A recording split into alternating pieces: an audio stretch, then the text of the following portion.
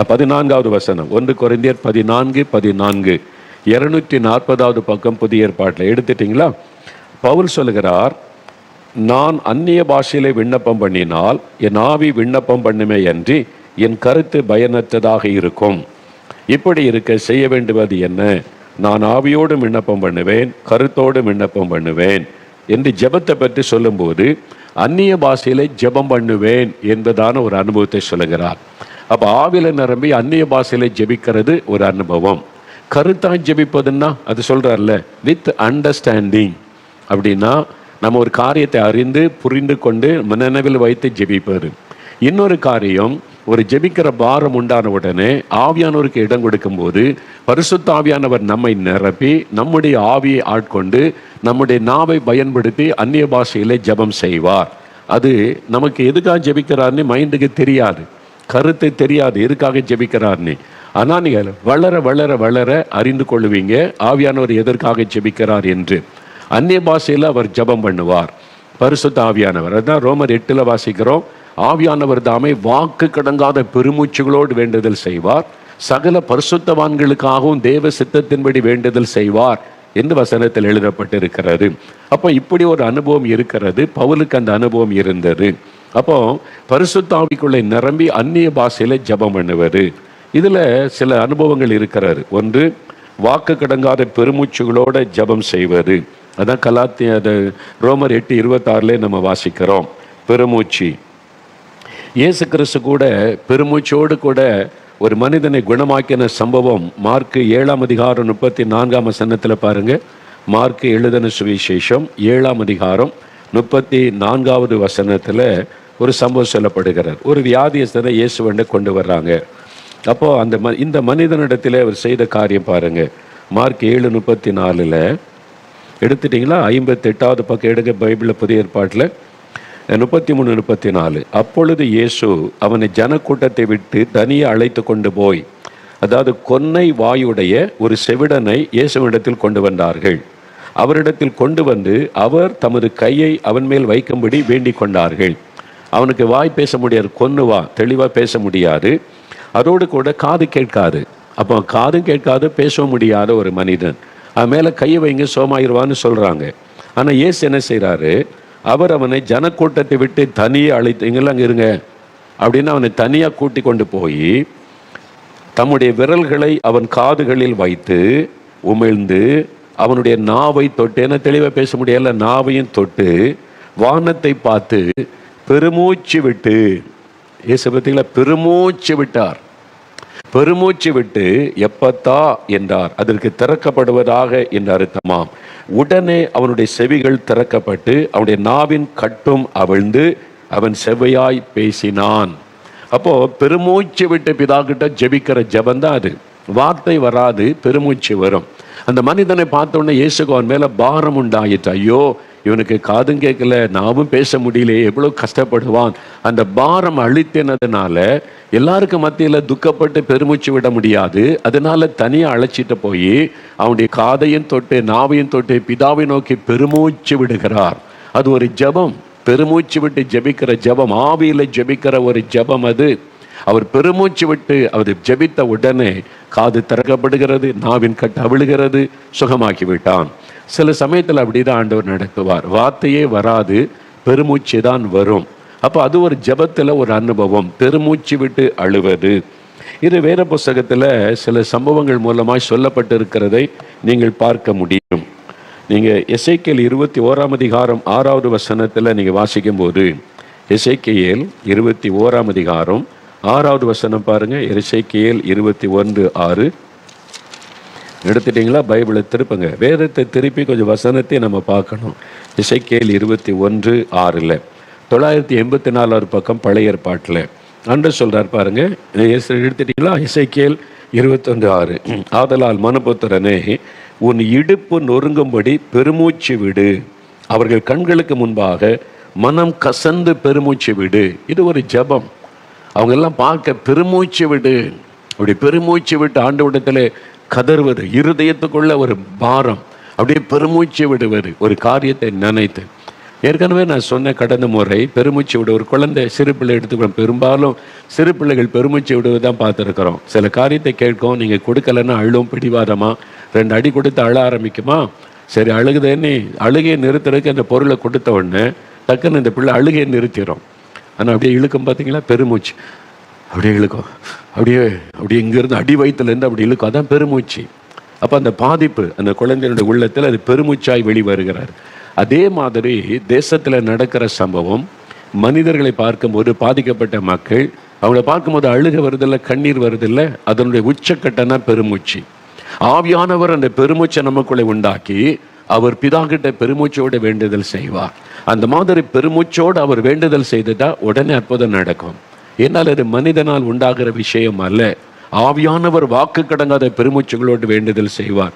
நீங்கள் என்னைக்காவது அப்படி ஜெபிச்சிருக்கிறீங்களா?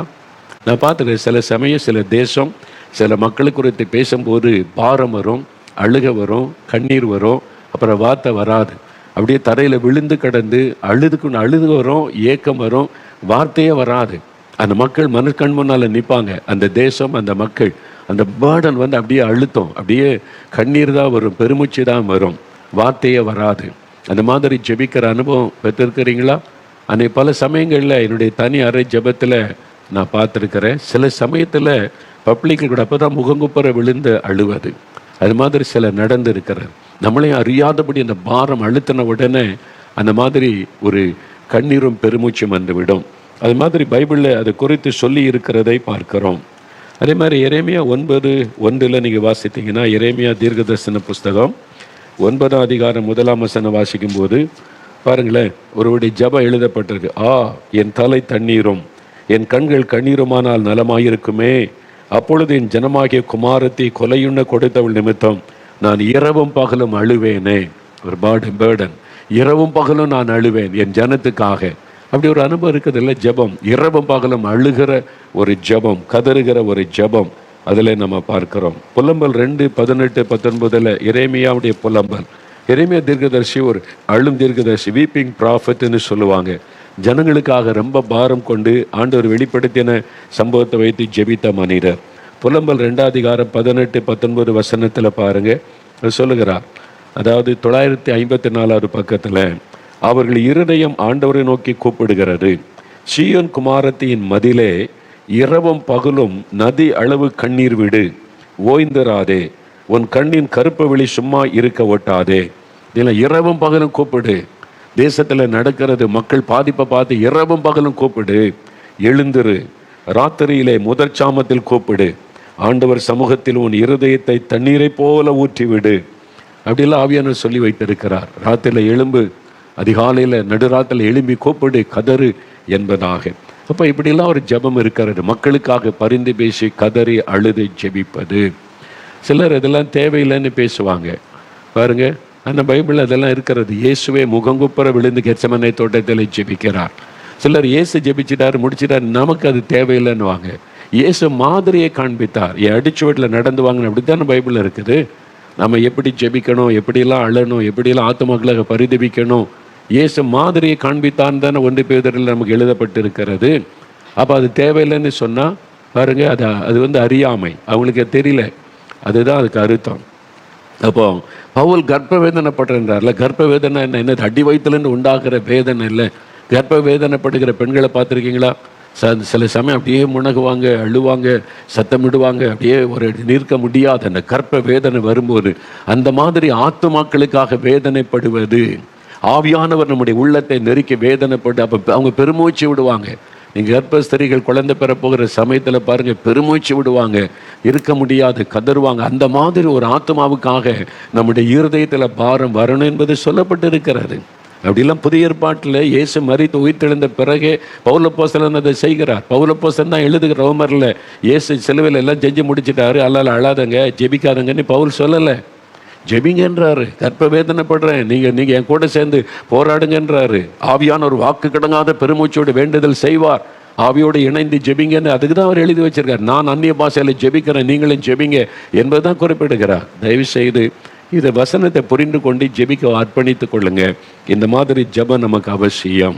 சில சமயத்தில் நான் பார்த்துருக்கிற கண்ணீர் வரும், பெருமூச்சு வரும். அப்போ அப்படியே ஆவியானவர் ஜெபம் பண்ணுவார். நல்லா தெரியும் வார்த்தையை வர்றது அந்நிய பாஷையில் அந்த ஜெபம். சில சமயத்தில் அப்படி அந்நிய பாஷையில் ஜெபிக்கும் போது கண்ணீரும் கதறுதலும் வரும். அப்படியே கண்ணீர் ஆறாய் ஓடும். அப்படியே அந்நிய பாஷை வந்துக்கிட்டே இருக்கும். அது மந்தாடி ஜெபிப்பார். சில சமயத்தில் அந்நிய பாஷை ஜெபம் வரும்போது யுத்தம் பண்ணுற மாதிரி ஜெபம் இருக்கும். அது யுத்த ஜெபம். ஆவியானவர் அந்நிய பாஷையில் அவர் பிசாசை எதிர்த்து யுத்தம் பண்ணுவார். அந்த மாதிரி யுத்த ஜெபம் பண்ணுவார். அந்த அந்நிய பாஷை டிஃப்ரெண்ட்டாக இருக்கும். அந்த பாஷை வித்தியாசமாக இருக்கும். அதிகாரத்தோடு வரும், அப்படியே கோபத்தோடு வெளிப்படும். அது ஆவியானவர் பிசாசோடு யுத்தம் பண்ணுகிற ஒரு ஜெபம். இதெல்லாம் கூட ஒரு அனுபவம். இந்த மாதிரி அனுபவத்தை நீங்கள் உள்ளுக்குள்ளே வந்தால் தான் தெரியும். அப்போ நீங்கள் கேளுங்க, இந்த மாதிரி ஆவிக்குரிய அனுபவம், ஜெப அனுபவம் எனக்கு வேணும் ஆண்டவரே அப்படின்னு கேளுங்க. அப்போ பரிசுத்த ஆவிக்குள்ளே நிரம்பி ஜெபிக்கிற அனுபவம். அப்போ ஆவியானுடைய வழி நடத்துதலோடு ஜெபிக்கிறது ஒன்று, பரிசுத்த ஆவியினால் நிரப்பப்பட்டு அந்நிய பாஷையிலே ஜெபிப்பது ஒன்று. இந்த அனுபவங்களுக்குள்ளே நம்ம கடந்து வர வர இன்னும் ஜெபத்தில் ஆழமான அனுபவத்துக்குள்ளே நீங்கள் செல்ல முடியும். அது சில சமயத்தில் இது எந்த மாதிரி வரும் தெரியுமா? அப்போ பெரும்பாலும் அந்த அனுபவம் வரும்போது இயேசு பிரத்யட்சமாக சந்திப்பார். அவங்களுக்கு தான் அந்த பேர்டன் உண்டாகும். நான் சில சமயம் அவரை பார்த்துருக்கிறேன். அவரை சந்தித்ததில் பிரத்யட்சமாக சந்திக்கிற சமயத்தில் அதிகமாய் உண்டானது இருதயம் நொறுங்கி கதறி அழுது ஜெபிக்கிற அனுபவம் தான் வந்திருக்கிறது. அப்படியே ஒரு கதறுதல் வரும், உள்ளத்திலேருந்து பெருமூச்சு வரும், முகங்குப்புற விழுந்து கிடக்கிற ஜெபம் வரும். ஏன்னா அவர் தேசங்களை குறித்து தான் பேசுவார், ஆத்துமாக்களை குறித்து தான் அதிகம் பேசுவார். அவர் எருசலேமை பார்த்து அழுதார்ல, அப்போ எருசலேமை பற்றி சொல்கிறார், கோழி தன் குஞ்சுகளை சேர்த்துக்கொள்ள எத்தனை தூரமோ அதே மாதிரி வந்தேன், நீ சேர்த்துக்கொள்ள போயிட்டியே, அசட்டை பண்ணிட்டு பெரிய அழிவு வரப்போது தேசத்துக்கு இந்த பேர்டனோட தான் இயேசு அழுகிறார். அதே பாரம் உங்களுக்குள்ள வரும். அந்த தேசத்தில் நடக்கிற சமம் உங்களுடைய உள்ளத்தை பாதிக்கும் பாருங்க. அப்போ ஆவியானவர் உங்களை நிரப்பும் போது தான் அந்த கண்ணீரின் ஜெபம், பெருமூச்சின் ஜெபம், கதறுதலின் ஜெபம் வரும். உங்களை அறியாமல் கதறுவீங்க, அலறுவீங்க, அப்படியே முகங்குப்புற விழுவீங்க. அந்த மாதிரி பேர்டன் உங்களுக்குள்ளே உண்டாகும். அது ஒரு மந்தாட்டு ஜெபம், ஆவியானவர் விண்ணப்பம் பண்ணுவது. இந்த அனுபவத்தை நீங்கள் பெற்றிருந்தால் விட்டுறாருங்க. அது உங்களுக்குள்ளே அது அந்த அந்த அந்த ஜெபம் உங்களுடைய சரீரம் பாதிக்கப்படுவதை உணர்வீங்க. ஆமாம், அந்த சரீரம் சில 2-3 நாட்கள் வரைக்கும் உங்களுடைய சரீரத்தில் அந்த பாதிப்பு தெரியும். தானியேல் ஜெபம் பண்ணின போது செத்தவன் போல விழுந்துட்டாராம். இல்லை, அவர் மந்தாடி ஜெபித்த போது அவரால் செயல்பட தேவதூதன் தூக்கி கஷ்டப்பட்டு அவர் ஹெல்ப் பண்ணுகிறதை நம்ம தானியேலின் புஸ்தகத்தில் வாசிக்கிறோம். அதே மாதிரி அனுபவம் நமக்கும் உண்டாகும். நம்முடைய இருதயம் கசைக்கு பிழியப்பட்டு கதறி ஜெபிக்கும் போது அந்த பாதிப்பு நம்முடைய சரீரத்தில் வெளிப்படும், சரீரம் பாதிக்கப்படும். ஒரு சமயம் நான் அமெரிக்கா தேசம் போயிருக்கும்போது எனக்கு தெரிந்த ஒரு மகள், சின்ன வயசுலேருந்து ஊழியத்துக்கு ஒப்பு கொடுத்து கணவன் மகனோடு சேர்ந்து ஊழியம் செய்கிற மகள், அவன் குழந்தைகளும் இருக்குது. என்னை பார்க்க அந்த மகள் வந்திருந்தாள். அவள் எனக்கு ரொம்ப காலமாக தெரியும்ல, பார்க்க அங்கே உங்கள்கிட்ட ஒரு முக்கியமான காரியம் பேசணும், என்ன விஷயமானு கேட்டேன். அவளை கணவர் வந்திருந்தாங்க. அவள் சொன்னால், திடீர்னு நான் சமையல் பண்ணிகிட்டு இருப்பேன், வீட்டு வேலை செய்து கொண்டிருப்பேன், திடீர்னு ஒரு அபிஷேகம் இறங்கும், ஆவியான ஒரு ஜெபிக்க ஏவுவார். அப்போ உடனே அந்த சமையல் எல்லாத்தையும் அப்படியே விட்டுட்டு போய் முழங்கால் படிக்கிட்டா ஒரு கர்ப்ப வேதனை வரும், கதறுதல் வரும், பெருமூச்சு வரும், அழுகை வரும், வார்த்தையே வராது, அந்நிய பாஷை வரும். அப்படியே விழுந்து கடந்து அழுவேன். அப்படியே அந்த ஆவியானவர் விண்ணப்பம் பண்ணுகிறார் என்பது எனக்கு நல்லா தெரியும். அமெரிக்காவில் இருக்கிற சில காரியங்கள் என் உள்ளத்தை பாதித்தது. வாலிபர்கள், வாலிப பிள்ளைங்கள், அது என் உள்ளத்தை பாதிச்சனால ஆவியானவர் அந்த பாதிப்பை உண்டாக்கி ஜெபிக்க வைப்பார். நான் வெகு நேரம், பல மணி நேரம் கதறிக்கொண்டு படுத்து கிடந்து அப்படியே அழுது ஜெபிச்சுக்கிட்டு இருப்பேன். அப்போ அதுக்கு பிறகு 2-3 நாட்கள் என்னால் எழுந்திருக்க முடியாது, ஒன்றுமே செய்ய முடியாது, சரீரம் ரொம்ப பலவீனமாயிரும். என் கணவர் சொல்லுவாங்க, எதுக்கு இப்படி கிடந்து அழுது ஜெபிக்கிற, எதுக்கு இப்படி கஷ்டப்பட்டு அப்புறம் 3 நாளாக நீ வேதனைப்பட்டுக்கிட்டு இருக்க, சரீரெல்லாம் பலவீனப்பட்டு, இதெல்லாம் வேண்டிய அமைதியாக ஜெபம் பண்ணால் போதாதான்னு சொல்லி நான் சொல்கிறேன், நானாக இருக்கேன், ஆவியானவர் வருகிறார், என்னை ஜெபிக்க வைக்கிறார், அது ஆவியானவர் கண்ட்ரோல் எடுத்து என்னை ஜெபிக்க வைக்கிறார், நான் இடம் கொடுக்குறேன், அவ்வளவுதான். அப்போ அவர் சொன்னால் எனக்கு வேண்டாங்கள், இது எனக்கு புதுசாக இருக்குது, இந்த அனுபவம் எனக்கு வேண்டாம், சரீரம் பாதிக்கப்படுது, 2-3 நாள் வரைக்கும் என்னால் ஒன்றும் செய்ய முடியாமல் டயர்ட் ஆகிடுறேன். ஒரு முறை அந்த ஜெபம் பல மணி நேரம் அந்த ஜெபம் நடக்கும், அதுக்கு பிறகு 2-3 நாள் பாதிக்கப்பட்டுரும். நான் அவளை பார்த்து சொன்னேன், இது மந்தாட்டின் ஜெபம், ஆவியானவர் உனக்குள் இறங்கி இந்த தேசத்தில் இருக்கிற வாலிபர்கள் இது குறித்து நீ பாரப்படுறல்ல, அந்த பாரத்தை உனக்குள்ள உண்டாக்கி ஜெபம் பண்ணுகிறார். அந்த ஜெபம் இது எல்லாருக்கும் கிடைக்கிறது அல்ல, இதை தேவன் உனக்கு கிருபையாக கொடுத்தது, வேண்டான்னு சொல்லாத, ஆண்டவர் கிருபை தருவார், பலன் தருவார். அவருடைய கணவரோடும் பேசினேன். இது ஒரு அனுபவம், இது பைபிளில் சில பரிசுத்தவான்களுக்கு அந்த அனுபவம் இருந்தது, தானியலுக்கு இருந்தது, எரேமியாவுக்கு இருந்தது, அப்படிலாம் இருந்தது. அதனால வேண்டான்னு சொல்லாது, இது தேவனுடைய கிருபை, சரி அங்கிள் அப்படின்னு சொன்னான். அதன் பிறகு பாருங்க, அதே மகளை அமெரிக்காவில் இருக்கிற வாலிபர் மத்தியில் வல்லமையாக பயன்படுத்துகிறார். இன்னைக்கு பலத்த விரமாக பயன்படுத்துகிறார், பல தேசங்களை கொண்டு போய் பயன்படுத்துகிறார். காரணம் அந்த ஜெபந்தான். அப்போ ஆவியானவர் கொடுக்க அந்த அனுபவத்தை தரும்போது சரீரத்தில் பாதிப்பு வரும். நான் கூட அந்த மாதிரி விழுந்து ஜெபிச்சுட்டா உடம்பெல்லாம் வலிக்கும், பலவீனமாயிரும். அது மேலே சில மணி நேரங்கள் எழுந்திருக்க முடியாது.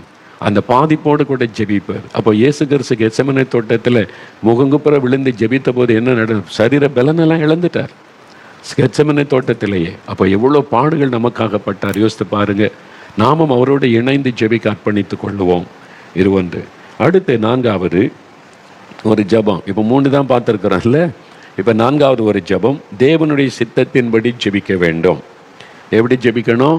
ஆவியில் நம்ம ஜெபிக்கணும், அதே சமயத்தில் தேவ சித்தத்தின்படி ஜெபிக்கணும். ஜெபிக்கும் போது அது முக்கியம். வேத புத்தகத்தில் 1 யோவான் 5:14 பாருங்க. 1 யோவான் 5:14, நாம் எதையாகிலும் அவருடைய சித்தத்தின்படி கேட்டால் அவர் நமக்கு செவி கொடுக்கிறார் என்பதே அவரை குறித்து நாம் கொண்டிருக்கிற தைரியம். பாருங்க, 1 யோவான் 5:14 வசனம், 330வது பக்கம் புதிய ஏற்பாட்டில் பார்த்தீங்களா, நாம் எதையாகிலும் அவருடைய சித்தத்தின்படி கேட்டால் அவர் நமக்கு செவி கொடுக்கிறார் என்பதே அவரை குறித்து நாம் கொண்டிருக்கிற தைரியம். அப்போ நம்முடைய ஜெபம் தேவ சித்தத்தின்படி இருக்கணும். நம்ம என்ன கேட்டாலும் தருவேன் இருக்கார்ல, எதை வேணாலும் கேட்கலாம் அப்படின்னா இல்லை, அப்படி கிடையாது. தேவ சித்தத்தின்படி நம்ம கேட்டாதான் அதை பெற்றுக்கொள்ள முடியும். சில சமயம் நம்முடைய ஜெபத்துக்கு பதில் வராதது போல் இருக்கும். ஜெபத்துக்கு பதில் வரலையே. சில சமயத்துக்கு நம்முடைய ஜெபத்துக்கு நாம் எதிர்பார்த்தபடி பதில் வராது. நம்ம ஒன்று கேட்போம், அப்படி பதில் வராது. அதனால சிலர் சோர்ந்து போவாங்க. நான் ஜெபிக்கிற பதில் வரல, நான் கேட்ட மாதிரி நடக்கலை, அதனால ஜெபத்தில் சோர்ந்து போவாங்க. ஏன் தெரியுமா? அப்போ நீங்கள் யோசிக்கணும், நீங்கள் ஜெபித்தது தேவ சித்தத்தின்படி ஜெபிச்சிங்களா அப்படின்னு நீங்கள் யோசிக்கணும். அவரால் எதையும் செய்ய முடியல, எதையும் செய்ய முடியும் தான், ஆனால் தேவ சித்தம் ஒன்று இருக்குல்ல, எதையும் செய்ய முடியும்னு சொல்லி, ஆண்டவரே நான் தார் ரோட்டில் ட்ரெயின் ஓட்டணும், அந்த ட்ரெயின் கொடுங்க, எனக்கு அற்புதம் செய்யுங்கன்னா செய்வாரா? ஆண்டு சொல்ல, உனக்கு புத்தி இருக்குதா? மூளை கொடுத்துருக்காருல்ல. ரயில்வே தார் ரோட்டில் எப்படி ட்ரெயின் ஓடும்? புத்தி இருக்குதா உனக்கு? கப்பல் எப்படி இருந்த ரோட்டில் ஓடும்? கடலில் தானே ஓடும். இது அறிந்து கொண்டு சொல்லுவார். அதனால் முட்டாள்தனமாக நம்ம பேசக்கூடாது. நம்ம நினைக்கிறெல்லாம் பேசி ஆண்டவர் தான் அது செய்ய முடியுமா, இதை செய்ய முடியுமா, ஏன் செய்யக்கூடாது அப்படிலாம் பேசக்கூடாது. தேவ சித்தத்தின்படி ஜெபிக்க நம்ம தான் பழகணும். அதனால தான் ஜெபத்தை பற்றி முழுமையாக வேதம் என்ன சொல்லுதுன்னு கவனிக்கணும். ஏன்னா சிலர் பாருங்கள், யாக்கோபு 4:3 பாருங்களேன். ஏன் நம்ம சில சமயம் பெற்றுக்கொள்வதில்லை? ஜெபத்துக்கு பதிலை ஏன் பெற்றுக்கொள்வதில்லை? ஏன் ஆண்டவர் பதில் கொடுப்பதில்லை? யாக்கோபு 4:3 பாருங்க. 315 பக்கம் எடுத்துட்டீங்களா? அந்த பாருங்க, நீங்கள் விண்ணப்பம் பண்ணியும் உங்கள் இச்சைகளை நிறைவேற்றும்படி செலவழிக்க வேண்டும் என்று தகாத விதமாய் விண்ணப்பம் பண்ணுகிறபடியால் பெற்றுக்கொள்ளாமல் இருக்கிறீர்கள். ஏன் ஜெபத்துக்கு பதில் வர மாட்டேங்குது? விசுவாசத்தோடு தான் ஜெபிக்கிறீங்க, உபவாசித்து தான் ஜெபிக்கிறீங்க, ஆனால் ஜெபத்துக்கு பதில் வர மாட்டேங்குது. ஏன்? ஆண்டவரே சொல்றார், நீங்கள் விண்ணப்பம் பண்ணியும் உங்கள் இச்சைகளை நிறைவேற்றும்படி செலவழிக்க வேண்டும் என்று தகாத விதமாய் விண்ணப்பம் பண்றீங்க. உங்க ஜெபம் தகாத விதமா இருக்குது. உங்களுடைய மாம்ச இச்சையை நிறைவேற்றுகிற மாதிரி அந்த ஜெபம் இருக்கிறது. அந்த ஜெபத்துக்கு பதில் வராது. அதனால நம்ம விரும்பினதெல்லாம் கேட்டு பெற்றுக்கொள்ளலான்னு நீங்க வேண்டாததெல்லாம் கேட்கக்கூடாது. தேவ சித்தத்தின்படி கேட்டு ஜெபிச்சு பழக வேண்டும். அப்பதான் ஜெபத்துக்கு பதில் வரும். அதனால உங்க விருப்பத்தை நிறைவேற்றுகெல்லாம் கேட்டு கேட்டு கேட்டு ஆண்டவர் பதில் தர மாட்டேங்கிறாருன்னா அவர் தரமாட்டார். அது உங்களுக்கு ஆபத்து, உங்களை கண்ணியில் அகப்படுத்தி விடும், உங்களுக்கு பாதிப்பை கொண்டு வந்து விடுன்னு ஆண்டவருக்கு தெரியும். அதனால அதுக்கு சரி, சின்ன பிள்ளை தெரியாம கேட்குதுன்னு அமைதியா இருப்பார். அவருக்கு தெரியும், பதில் கொடுக்க மாட்டார். அப்போ தேவ சித்தத்தின்படி தான் நம்ம கேட்கணும் என்பதில் கவனம் செலுத்தணும். இயேசு கிறிஸ்து கூட ஜெபத்தில், பரமண்டல ஜெபத்தில் என்ன சொல்றார்? ஆண்டவரே, பரலோகத்தில் நம்முடைய சித்தம் செய்யப்படுவதை போல பூமியிலே செய்யப்படுவதாக. அப்படி சித்தத்துக்காக ஜெபம் செய்வது. கெத்செமனே தோட்டத்தில் இயேசு ஜெபிக்கிறார், இந்த பாத்திரம் என்னை விட்டு நீங்கணும். இயேசுவுக்கு அந்த பாத்திரத்தில் பானம் பண்ண முழுமையான விருப்பம் இல்லை. அது பிதாவுடைய முகத்தை மறைக்கும், அதனால வேண்டான்னு நினைக்கிறார். 3 முறை ஜெபிக்கிறார். 3 முறை ஜெபிக்கும் போது என்ன? ஆகிலும் என் சித்தத்தின்படி அல்ல, உம்முடைய சித்தம். பிதாவே, உம்முடைய சித்தம். எனக்கு இது விருப்பம், இது பாத்திரம் வேண்டாம், ஆனால் உம்முடைய சித்தம் நிறைவேறட்டும். பிதாவின் சித்தத்துக்கு ஒப்பு கொடுத்து ஜெபிக்கிறார். பிதாவின் சித்தம் அந்த பாத்திரத்தில் பானம் பண்ணுவது என்பதை அறிந்த உடனே இயேசு அதை சந்தோஷமாக ஏற்றுக்கொண்டார். அவர் விலகி ஓடவில்லை. அது மாதிரி பிதாவின் சித்தத்துக்கு ஒப்பு கொடுத்து இயேசு ஜெபித்ததுனால தேவதூதன் வந்து உடனே பலப்படுத்தி அந்த ஜெபம் பண்ணின போது அப்பொழுது தேவதூதன் வந்து இயேசுவை பலப்படுத்தினான் என்று லூக்கா 22, 42, 43 வசனத்தில் நீங்கள் வாசிக்க முடியும். இப்போ தாவீது வாழ்க்கையில் எனக்கு தாவீதுடைய கேரக்டர் ரொம்ப பிடிக்கும். வேத புஸ்தகத்தில் மோசே, தாவீது, இந்த தாவீது வாழ்க்கையில் ரொம்ப கவனமாய் பார்க்க வேண்டிய விஷயம் என்னன்னா, அவர் எப்பொழுதும் தேவனிடத்தில் விசாரித்து செயல்படுகிறவராய் இருந்தார். 2 சாமுவேல் 2 அதிகாரம் எடுத்துக்கொள்ளுங்க. இப்போ சவுல், தாவீதுக்கு விரோதமாக எழும்பினது யாரு? சவுல் ராஜாவும் அவனுடைய குமாரனும் இறந்துட்டாங்க யுத்தத்தில். அப்போ தாவீதுடைய எதிராளி இறந்துட்டான்.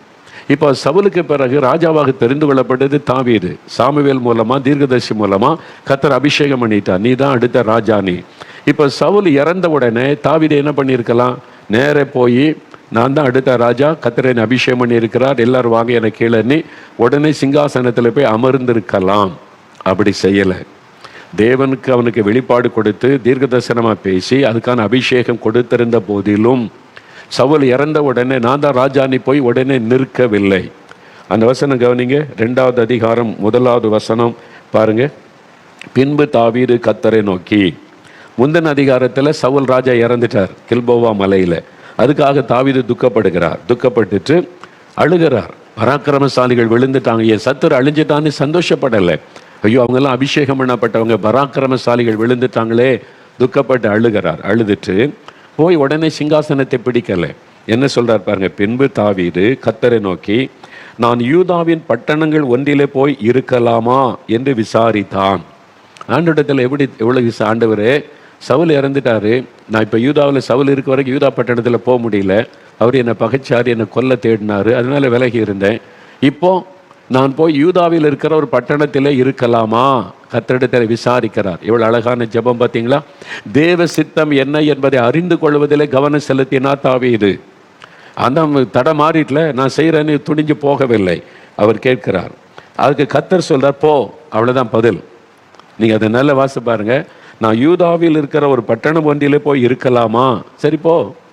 அடுத்து அவருக்கு எவ்விடத்திற்கு போகலாம் என்று தாவீது கேட்டதற்கு அப்பொழுதுதான் கர்த்தர் சொல்றார், எபிரோனுக்கு போய் என்றார். அந்த ஒரு வசனத்துக்குள்ள எவ்வளவு பெரிய சத்தியம் அடங்கி இருக்கு பாருங்க. தாவீது இப்போ கேட்கிறார், சவுல் இறந்துட்டாரு, இப்போ எனக்கு யூதாவில் என்னை எதிர்க்க ஆள் இல்லை, நீங்கள் என்ன ராஜாவை அபிஷேகம் பண்ணிட்டீங்க, நான் போகிறேன், ராஜா ஸ்தானத்தை எடுத்துக்கொண்டேன்னு சொல்லலை. சவுல் இறந்துட்டாரு, நான் யூதாவின் பட்டணத்தில் ஒன்றில் போய் இருக்கலாமா விசாரிக்கிறார். உம்முடைய சித்தம் என்ன? ஆண்டவர் சொல்றார், போ அப்படின்ட்டார். இப்போ அடுத்த கேள்வி, எங்கே போகிறது? தான் விரும்பின இடத்துக்கு போகலை. எனக்கு அங்கே என் ஊர் இருக்குது, நான் போய் பெத்லெஹேம் போகிறேன், எருசலேம் போகிறேன்னு அவர் சொல்லலை. எந்த பட்டணத்துக்கு போகிறது ஆண்டவரேன்னு விசாரிக்கிறார். தேவ சித்தத்தை அறிகிறதிலே தாவீது கவனமாக இருந்தார். அதனால் ஆண்டவர் சொல்றார், எபிரோனுக்கு போ. அப்போ கர்த்தர் சொல்லி தான் ஹெப்ரோனில் போய் தாவீது இருக்கிறார். இதெல்லாம் பாருங்க, தாவீது இடத்துல காணப்பட்ட சிறப்பு. தேவ சித்தத்தின்படி அவர் எல்லாத்தையும் செய்தார். நீங்கள் என்ன செய்கிறீங்க?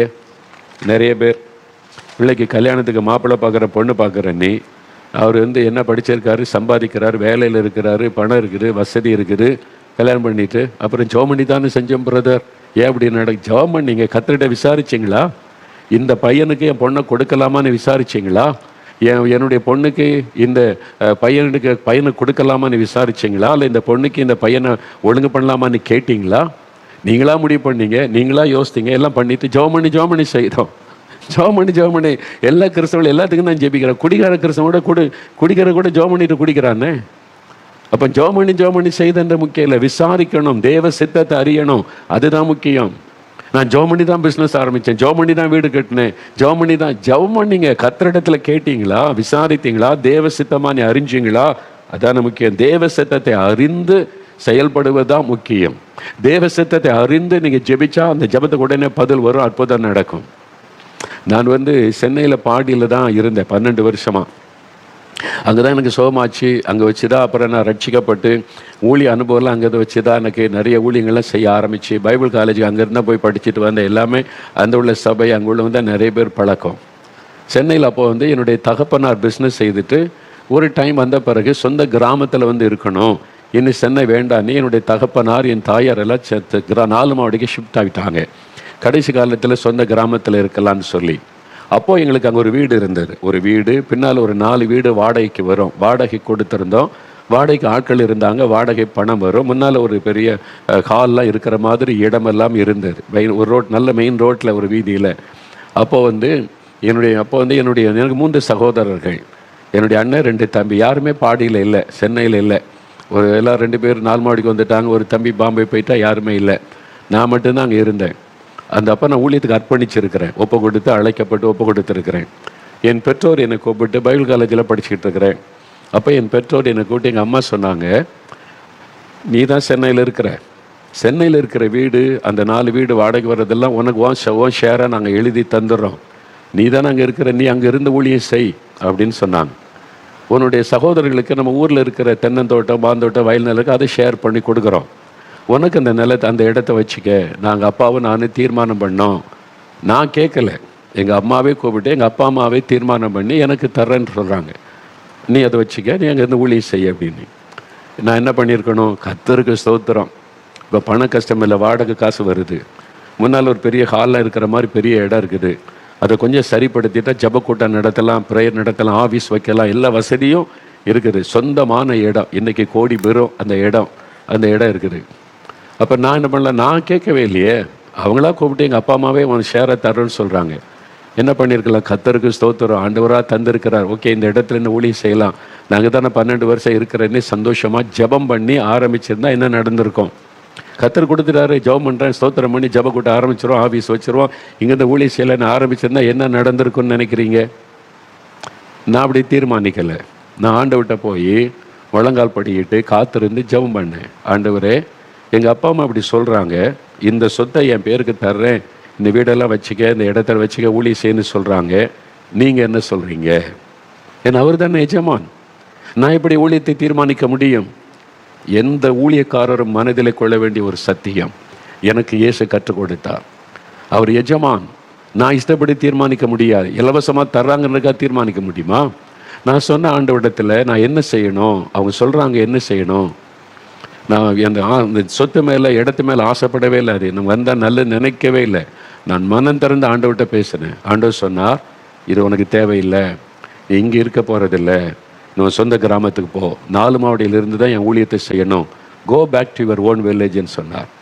ஆண்டவருடைய வார்த்தைக்கு கீழ்ப்படிந்து எங்கள் அப்பா அம்மாட்ட சொன்னேன், எனக்கு இந்த சொத்து வேண்டாம், இடம் வேண்டாம், ஆண்டவர் 4 மாடிக்கு தான் வர சொல்கிறேன், இங்கே வந்து ஊழியம் செய்கிறேன். 4 மாடிக்கு வந்தேன். அங்கே வந்து ஒரு அடி நிலம் கூட எங்களுக்கு ஊழியத்துக்குன்னு கிடையாது. இப்போ எங்கள் அப்பா அம்மா சொத்து இருக்குது. அப்புறம் எனக்கு கொடுத்தாங்க, நிறையா சொத்துக்கள், தோட்டம் எல்லாம் கொடுத்தாங்க இங்கே 4 மாவடியில். அப்போ ஊழியத்துக்குன்னு ஒன்றும் கிடையாது. அப்போ சிலர் சொல்லுவாங்க, நீங்கள் கிராமத்தில் இருக்கிறனால தான் உங்களுடைய ஊழியத்தை ஆசீர்வதிச்சிருக்கிறாரு அப்படின்னு. இல்லை, தப்பு. கிராமத்தில் இருக்கிறதுனால ஆசீர்வதிக்கலை. அப்போ சென்னையில் இருக்கிற ஊழியம் ஆசீர்வதிக்கப்படலை. எத்தனை ஊழியர்கள்னால ஆசீர்வாதமாக நடக்குது இல்லை? அப்படி இல்லை. தேவ சித்தத்துக்குள்ளே இருக்கிறதுனால ஆசீர்வாதம். அதனால நான் தைரியமாக ஜெபிக்க முடியுது. நீங்கள் சொன்னீங்க, நான் இருக்கிறேன், நீங்கள் செய்யுங்க, உரிமையாக ஜெபிக்க முடியும். அந்த ஜெபத்தில் வல்லமை இருக்குது. ஏன்னா தேவ சித்தத்துக்குள்ளே இருக்கிறதுனால. நான் 4 மாவடியில் கத்தர் கொண்டு வந்து வச்சதுனால தான் கொரோனா காலத்தில் எல்லா இடமும் மூடப்பட்ட போது இங்கிருந்து உலகமெல்லாம் செய்தி போனது. தேவனுடைய திட்டம் அது. இன்னைக்கு வரைக்கும் உலகத்தில் 167 நாடுகளுக்கு 4 மாவடியிலிருந்து செய்தி போகிறது. நான் தேவன் என்ன சொல்கிறார் நீ கேட்டு செய்ததுனால மட்டும்தான், தேவ சித்தத்துக்குள்ளே இருக்கிறதுனால. நல்லா அறிந்து கொள்ளுங்க. 15 வருஷத்துக்கு முன்னால் நான் ஜெபிக்கும் போது ஆண்டவர் சொன்னார், ஒரு நியூஸ் சேனல் ஆரம்பிக்கணும், பொதுவான ஒரு சேனல் ஆரம்பித்து அதில் நியூஸ் எல்லாம் மக்களுக்கு கொடுக்கப்படணும். நான் கேட்டேன், எனக்கு அதுக்கு என்ன சம்மந்தம் ஆண்டவரே? நான் கிறிஸ்தவ ஊழியம் செய்கிறேன், மிஷினரி அனுப்பணும், சுவிசேஷம் சொல்லணும்னா எனக்கு புரியுது. எதுக்கு டிவி சேனல் நான் ஆரம்பிக்கணும்? கிறிஸ்தவ சேனல் ஆரம்பிக்க சொன்னால் பரவாயில்ல, நியூஸ் சேனல் அதெல்லாம் எதுக்கு? அது பிஸ்னஸ் இல்லை, நான் செய்ய முடியாது இல்லைன்னு. எனக்கு வேணும், எழுப்புதல் காலத்தில் என் மக்களுக்கு செய்தி சொல்ல எனக்கு ஒரு டிவி சேனல் வேணும், நீ அதை செய்யணும்னு பேசினார். எனக்கு அதை பற்றி ஒன்றுமே தெரியாது. டிவி சேனல் எப்படி ரெஜிஸ்டர் பண்ண, என்ன செய்யணும், ஒன்றுமே தெரியாது. ஆண்டவர் சொன்னார், நீ எனக்கு வேணும் செய். ஆண்டவரே, இது நான் எப்படி செய்ய முடியாது? பிஸ்னஸ், நான் ஊழியக்காரன், பிஸ்னஸ் செய்யக்கூடாது. அது எனக்கு தெரியும். நீ ஆரம்பித்து அதை கொடுத்துரு, அதை நடத்துறதுக்கு ஆட்களை தருவ, அவங்க நடத்துவாங்க. ஏன்னா எழுப்புதல் காலத்தில் எனக்கு இப்படி ஒரு சேனல் வேணும். என் எழுப்புதல் செய்தி போகணும், மக்களுக்கு என் செய்தியை கொண்டு போகணும், உண்மையான செய்தி மக்களுக்கு சொல்லணும். எல்லா சேனலும் ஒவ்வொரு கட்சிக்கு பின்னால் இருக்குது. அந்த கலப்படமான செய்தி தான் மக்களுக்கு போகுது. தெளிவான செய்தி மக்களுக்கு சொல்லப்படணும். எனக்கு வேணும், இதை செய்யினார்.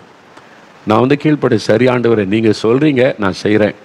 ஆனால் நான் இதுலேயே நான் பொறுப்பெல்லாம் இருக்க மாட்டேன், நீங்கள் சொல்கிற மாதிரி செஞ்சு விடுறேன்னு ஆரம்பிக்க. ஆண்டவர் சொன்ன மாதிரி சில ஆட்கிட்ட போய் நான் பேசினேன். யார்கிட்டையும் பணம் கொடுங்கன்னு கேட்கல, பொதுவாக கூப்பிட்டு இந்த மாதிரி டிவி சேனல் கத்தர் ஆரம்பிக்க சொல்கிறாரு, அது பொதுவான சேனல் அப்படின்னு கேட்டேன். சொன்னேன் நான். ஏவப்பட்டவங்க நீங்கள் ஜாயின் பண்ணலாம். ஒரு 350 பேர் ஜாயின் பண்ணி தான் இன்றைக்கி சத்யன் டிவி ஓடிக்கிட்டு இருக்கு. பார்க்குறீங்கள, இந்த சத்யன் தொலைக்காட்சி அப்படி தான் வந்தது. பேர் கத்தர் கொடுத்த சத்தியன்னு பேர் வை, கத்தருடைய பிள்ளைகள் அதை நடத்துவாங்கன்னு இப்போ ஐசக் பரல் எம்டியாக இருந்து நடத்துகிறாங்க. அது இப்போ எவ்வளோ அழகாக செய்தி போகுதில்ல. உலகமெல்லாம் கத்தர் சொன்ன மாதிரி. அப்போ 15 வருஷத்துக்கு முன்னால் இதை சொன்னபோது சில கிறிஸ்தவர்கள் வந்து என்னை எதிர்த்தாங்க. இது எதுக்கு பிரதர் உங்களுக்கு? ஏசு உடைக்கிற சேனல் ஆரம்பிங்க, கிறிஸ்தவ சேனல். நான் சொன்ன ஏஞ்சல் டிவி இருக்குது, பிளஸிங் டிவி இருக்குது, ஏற்கனவே 2 டிவி 24 பேர் இருக்கிற இன்னொரு கிறிஸ்தவ சேனல் இருக்குது. ஆண்டவர் எனக்கு கிறிஸ்தவ சேனல் ஆரம்பிக்க சொல்லலை, இதை தான் ஆரம்பிக்க சொன்னார். அதனால் ஆரம்பித்து கொடுப்பா நடக்கும் அப்படின்னு. சிலரால் விளங்கி கொள்ள முடியல. மோகன்லாஸுக்கு என்ன ஆச்சு அப்படிலாம் பேசினாங்க. ஒரு பிஸ்னஸ் மேன் வந்தார். அவர் வந்து சொன்னார், பிரதர் 3 கோடி ரூபா நான் தரேன், நீங்கள் ஏசு உடைக்கிறார் டிவி சேனல் ஆரம்பிங்க. நான் கேட்கவே இல்லை காசு. அவரே வந்து என்கிட்ட பேசினார். அப்போ 15 வருஷத்துக்கு முன்னால் 3 கோடி இருந்தால் ஒரு சேனல் ஆரம்பிச்சிட முடியும், இப்போ முடியாது. அப்போது 15 வருஷம் முன்னால் அவரே சொன்னார், நான் தர்றேன் 3 கோடி ரூபா உங்களுக்கு, நீங்கள் ஏசு உடைக்கிற சேனல் ஆரம்பிங்க, உங்கள் செய்தியெல்லாம் போடுங்க, செய்தி போயிட்டே இருக்கட்டும்னு. யோசித்து பாருங்க, 3 கோடி ரூபா சாதாரணமாக ஒரு ஆள் தருவாங்களாங்க? கடன் கூட தரமாட்டாங்க. அவர் இலவசமாக தரேன், நீங்கள் ஆரம்பித்து செய்யுங்க பிரதர் அப்படின்னு. அப்போது கத்தர் 3 கோடி ரூபா தர்றாரு, உடனே ஏசு உடைக்கிறான்னு ஒரு சேனல் ஆரம்பிச்சிடலாம். நான் அப்படி நினைக்கல. அந்த 3 கோடி ரூபா எனக்கு முக்கியம் அல்ல, தேவனுடைய சித்தம். நான் சொன்னேன், பிரதர் நீங்கள் பணம் கொடுக்குறீங்க என்பதற்கு நான் ஒரு ஊழியம் செய்ய முடியாது. எனக்கு நான் என்ன ஊழியம் செய்யணும்னு பரலோகத்திலேருந்து உத்தரவு வரணும். ஆண்டவர் சொன்னது, நீ காஸ்பல் சேனல் ஆரம்பிக்க ஒன்று சொல்லலை, நியூஸ் சேனல் ஆரம்பி, அப்படி தான் கத்தர் சொன்னார். நான் அவர் சொல்கிறபடி தானே செய்ய முடியும். நீங்கள் பணம் கொடுக்குறீங்க என்பதுக்கு நான் செய்ய முடியாது. அன்றைக்கு அந்த பணத்தை வாங்கிட்டு நான் காஸ்பல் சேனல் ஆரம்பிச்சிருந்தா என்ன நடந்திருக்குன்னு யோசித்து பாருங்கள். இன்றைக்கி உலகெல்லாம் போயிருக்குமா இந்த செய்தி? நான் தேவனுடைய சித்தத்தை அறிந்து செயல்பட ஒப்பு கொடுத்ததுனால இன்றைக்கி சத்தியம் தொலைக்காட்சி அன்னைக்கு எல்லாருக்கும் சிலருக்கு பரிகாசமாக தெரிந்தது. கொரோனா காலத்தில் வந்து சொன்னாங்க, பிரதர் நாங்கள் நம்பல, அப்போ இப்போ தெரியுது ஏன் சத்தியம் டிவி கத்தர் ஆரம்பிக்க வச்சார். நீ உலகமெல்லாம் இந்த செய்தி போகுது. 167 நாடுகளில் இன்றைக்கி ஜெபிக்கிறாங்க சத்தியம் தொலைக்காட்சி ஒன்று வந்ததுனால. யோசித்து பாருங்க. அப்போ தேவ சித்தம் தான் முக்கியம். நான் தேவ சித்தத்தின்படி செய்ததுனால எத்தனையோ போராட்டம் வந்து சத்தியம் டிவியை நடத்த முடியாதுன்ற நிலமெல்லாம் வந்துச்சு. இதை நடத்துறது கஷ்டம், ஏன்னா 2 கோடி 3 கோடியெல்லாம் நடத்த முடியாது, 100 கோடி ரூபா வேணும், நீங்கள் தெரியாமல் உள்ள வந்துட்டீங்க அப்படிலாம் சொன்னாங்க. உண்மைதான், நடத்த முடியாது. இதை நீங்கள் கிறிஸ்தவ சேனலாக மாற்றிருங்கன்னு சொன்னாங்க வந்து இடையிலையும். நான் சொன்ன மாற்ற முடியாது, ஆண்டவர் என்ன சொன்னார் அதுதான் நடக்கணும், நான் விரும்புகிறபடி செய்ய முடியாது. என்கிட்ட வந்து சொன்னாங்க, ஏசு உடைக்கிற சேனலை நடத்துங்க, இதை நடத்த முடியாதுன்னு. நீங்கள் நடத்த முடியாட்ட போங்க, கர்த்தர் தன் ஆளை வச்சு நடத்துவார், அவருடைய திட்டம். இன்றைக்கி நடக்குது மகிமையாய். இன்றைக்கி அநேகருடைய கண்கள் ஆச்சரியப்படுது, எப்படி நடக்குது இது? இது இயேசு, அவருடைய சித்தம். அது மாதிரி ஒவ்வொரு காரியத்திலும் நீங்கள் தேவ சித்தத்தை கேட்கணும். பணம் வருதுன்றக்காக உங்கள் இஷ்டத்துக்கு செய்ய இடம் வாங்குறது, வீடு கட்டுறது, கார் வாங்குறது. பணம் கொடுத்து அவங்க இஷ்டத்துக்கு கார் வாங்குவீங்களா? அவங்க இஷ்டத்துக்கு இடம் வாங்குவீங்களா? யார் சொன்னது உங்களுக்கு? கர்த்தர் சொன்னாரா? ஊழியத்துக்கு காசு வந்தால் இடம் வாங்கணும், பில்டிங் கட்டணும்னு கர்த்தர் சொன்னாரா? கர்த்தர்கிட்ட கேட்டிங்களா? சுவிசேஷம் அறிவிக்கணுமே, சர்ச்சை கட்டணுமே, பயன்படுத்தலாம்ல. நம்ம கர்த்தர்கிட்ட கேட்டு கேட்டு கேட்டு செய்யணும். அப்போ தேவ சித்தத்துக்கு ஒப்படைச்சதா உங்களுடைய ஜெபம் வல்லமுள்ளதாக இருக்கும். அந்த ஜெபத்துக்கு பதில் வரணும். தேவ சித்தத்துக்குள்ளே நிற்கிறதுனால தான் தைரியமாக சொல்கிறேன், ஒருவர் என்னை தொட முடியாது. என்னை வந்து எத்தனை பேர் என்ன பரிகாசம் பேசினாலும் ஊழியத்தை முடக்க முடியாது, ஊழியத்தை கை வைக்க முடியாது. ஏன்னா நான் தேவ சித்தத்துக்குள்ளே நிற்கிறேன், அவர் சொன்னபடி செய்கிறேன். அதனால நோ மேன் கேன் டச். ஒருத்தர் ஊழியத்தை தொட முடியாது. அந்த ஊழியத்தில் கை வச்சு பார்க்கட்டும், அவன் அழிஞ்சிருவான்னு எனக்கு தெரியும். ஏன்னா அந்த ஊழியத்தை நடத்துகிறவர் கர்த்தர். என் விருப்பம் கிடையாது. நான் என் விருப்பத்தின்படி ஒரு பில்டிங்கும் கட்டலை, ஒரு ஊழியமே செய்யலை. அவர் சொல்ல சொல்ல சொல்ல நான் செய்கிறதுனால தான் இந்த தைரியம் இருக்கிறது. புரியுதா உங்களுக்கு? அதே மாதிரி தான் உங்கள் குடும்பத்தில் பிள்ளைகள் காரியம், பிஸ்னஸ் காரியம், படிப்பு காரியம் கர்த்தரிடத்தில் கேளுங்க. யார் சொல்லி உங்கள் பிள்ளையை சீனாவில் அனுப்பி படிக்க வைக்கிறீங்க? யார் சொன்னால் ரஷ்யாவில் படிக்க கர்த்தர் சொன்னாரா? ஏன் கடன் பிரச்சனை? நீங்கள் கர்த்தர்கிட்ட கேட்கல, உங்கள் இஷ்டத்துக்கு படிக்க வைக்கிறீங்க, உங்கள் இஷ்டத்துக்கு அங்கே அனுப்புறீங்க, இங்கே அனுப்புறீங்க, பணம் லட்சக்கணக்காக செலவு பண்ணிட்டு அப்புறம் என்ன பண்ணுறதுன்னு தெரிலன்னு நிற்கிறீங்க. யார்கிட்ட கேட்டீங்க? கர்த்தர்கிட்ட கேட்டிங்களா? உங்கள் பிள்ளைய படிக்க வைக்கிற காரியம் கூட அவர்கிட்ட கேட்கணும். அவருடைய சித்தம் இல்லாமல் செய்யக்கூடாது, உங்கள் இஷ்டத்துக்கு செய்யக்கூடாது, உலக மக்களை போல செய்யக்கூடாது. ஏன் கவர்மெண்ட் ஸ்கூலில் சேருன்னா சேர்க்கணும், அவங்க தான் கிறிஸ்தவங்க. உன் பிள்ளை கவர்மெண்ட் ஸ்கூலில் படிக்க வை, எதுக்கு வீணா பணம் செலவு பண்ணணும்னா கீழ்ப்படியணும். அதுக்காக இல்லை அப்படிலாம் படிக்க வைக்க முடியும், பிள்ளை அப்படி படிக்க இப்படி படிக்கணும், நம்ம கடன் பிரச்சனை சிக்கி தான் இருப்பேன். அப்போ நம்ம இஷ்டத்துக்கு செய்யக்கூடாது. தயவு செய்து இதெல்லாம் யோசிக்கணும். நிறைய பேர் இதை பற்றி சிந்திக்கிறதே கிடையாது. தேவ சித்தெல்லாம் முக்கியம் இல்லை, நான் விரும்புகிறத கர்த்தர் செய்யணும், அவ்வளோதான். அதனால தான் கடன் பிரச்சனை, நஷ்டம், இழப்பு, ஊழியம் முடக்கப்பட்டு இன்னைக்கு வேதனை. ஒரு நிமிடம் ஜெபிக்கலாம். அப்படி இருத்தில் கை வைங்க. ஆண்டவரே, உம்முடைய சித்தத்தை தான் நான் செய்யணும், உமக்கு சித்தமானபடி நான் ஜெபிக்கணும், உம்முடைய சித்தத்தை அறிந்து ஜெபிக்கணும். எனக்கு கிருபை தாங்க, கிருபை தாங்க, கிருபை தாங்க. உம்முடைய சித்தத்துக்கு மாறா எதையும் செய்யக்கூடாது, எனக்கு உதவி செய்யுங்க. ஜெபம் பண்ணுங்க, ஜெபம் பண்ணுங்க. ஊழியக்காரங்க முக்கியமாக ஜெபம் பண்ணுங்க. கிறிஸ்தவ குடும்பங்கள் ஜெபம் பண்ணுங்க. ஆண்டவரே, உம்முடைய சித்தத்தை அறிந்து செயல்பட நான் என்னை ஒப்பு கொடுக்கிறேன். உம்முடைய சித்தத்தை அறிந்து ஜெபிக்க செயல்பட அர்ப்பணிக்கிறேன். உம்முடைய சித்தத்துக்கு மாறாய் நடந்து கொண்டதை கர்த்தர் எனக்கு மன்னியும். ஆண்டவரே, இனிமேல் உம்முடைய சித்தத்தை அறிந்தே நான் ஜெபிப்பேன், செயல்படுவேன், ஒப்பு கொடுக்கிறேன்.